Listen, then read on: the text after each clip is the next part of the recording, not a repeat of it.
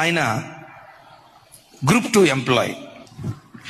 వివాహ వయసు వచ్చినప్పుడు తల్లిదండ్రులు, రే అమ్మాయిని చూస్తావరా, ఎలాంటి అమ్మాయి కావాలి టకామని తల్లిదండ్రులకు చెప్పాడట. ఎలాంటి అమ్మాయి అని నేను చెప్పను, కానీ దేవుని చిత్తంలో ఏ అమ్మాయో ఆ అమ్మాయిని వివాహం చేసుకుంటా. ఈ అబ్బాయి ఒకటే మాట అన్నాడట, అమ్మా దేవుని చిత్తం ఎవరో వాళ్ళని నేను చేసుకుంటా. తెలిసిన అమ్మాయిలు ఫోటోలు పంపించారు. ఈ ఎర్రగా ఉన్న ఏ ఫోటో వచ్చినా వద్దు మమ్మీ, వద్దు మమ్మీ, వద్దు మమ్మీ, వద్దు మమ్మీ, దేవుని చిత్తం కాదు, ప్రార్థన చేశాను, దేవుడు వద్దన్నాడు అని చెప్పే పరంపరలో ఒక ఫోటో వచ్చింది. ఆ ఫోటో ఎట్టుందో తెలుసా? అమ్మాయి నల్లగా ఉంది, నల్లగా ఉంది. వాళ్ళ నాన్న అన్నాడట, వాడెందుకు ఇష్టపడతాడా, మా అమ్మాయి ఫోటో ఎందుకు ఇంకొకరిది?